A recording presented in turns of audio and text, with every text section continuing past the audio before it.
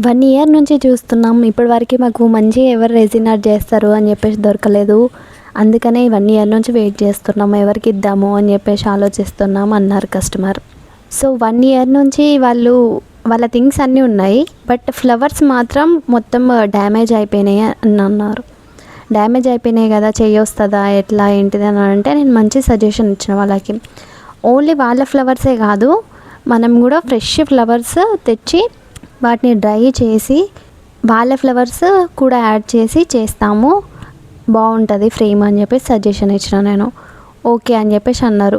మన దగ్గర ఉన్న రిఫరెన్స్ అవన్నీ చూపెట్టినా ఓకే అని అన్నారు.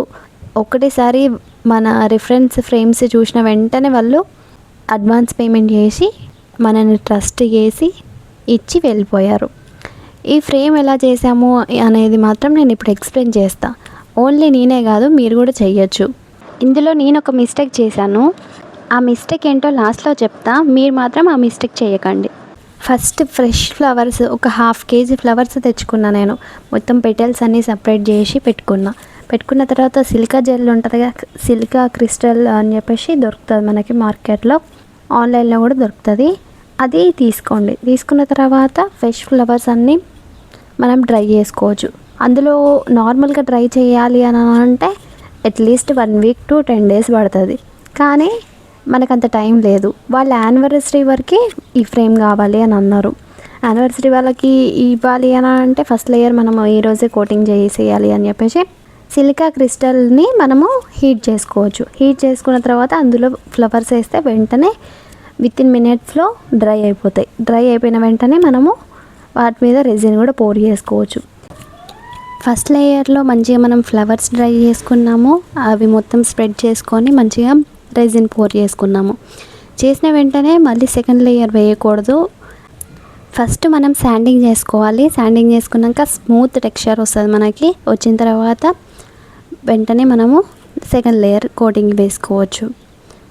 సెకండ్ లేయర్ కోటింగ్లో వాళ్ళ నేమ్స్, వాళ్ళ ఫొటోస్, వాళ్ళకి నచ్చినట్టు అన్నీ ప్లేస్మెంట్ చేసుకొని ఫస్ట్ ఒకసారి వాళ్ళ కన్ఫర్మేషన్ తీసుకోవాలి. ఓకేనా, ఈ ప్లేస్మెంట్ అంతా ఓకేనా, మీకు ఓకే అంటేనే నెక్స్ట్ లేయర్ కోటింగ్ అనేది మనం చేసుకోవచ్చు. ఎందుకంటే అది లేయర్ పోరింగ్ చేసుకున్న తర్వాత మనం అది రిమూవ్ చేయలేం కదా. ఎవ్రీథింగ్, ఈచ్ అండ్ ఎవ్రీథింగ్ వాళ్ళకి సజెషన్ తీసుకున్న తర్వాతనే మనము ప్రాసెస్ చేసుకోవాలి. ఎందుకంటే we can't replace them. First నేను వాళ్ళకి ఈ రిఫరెన్స్ మోడల్ ఒకటి సెండ్ చేసిన.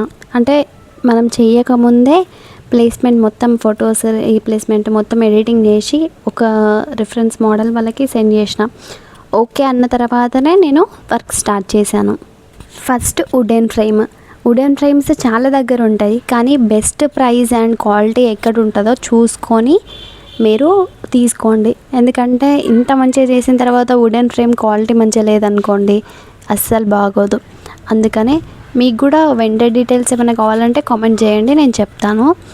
నెక్స్ట్ ఫస్ట్ డైరెక్ట్ ఫ్లవర్స్ వేసుకోకూడదు. ఫ్లవర్స్ వేసుకుంటే కింద అనేది అంటుకోవు. ఫస్ట్ లేయర్ అంటే నేను ఫస్ట్ పోర్ చేసుకున్నాను కదా, కొంచెం పోర్ చేసుకొని అది మొత్తం ఈవెన్గా స్ప్రెడ్ చేసుకొని దాని తర్వాత ఫ్లవర్స్ వేసుకోండి. ఫ్లవర్స్ వేసుకున్న తర్వాత దాని మీద రెజిన్ పోర్ చేసుకోండి. ఎక్కువ రెజిన్ వేసేసి తర్వాత బాధపడకండి, బడ్జెట్ సరిపోతలేదు అని చెప్పేసి తక్కువ పోర్ చేసుకోండి. తర్వాత మంచిగా శాండింగ్ చేసుకోండి.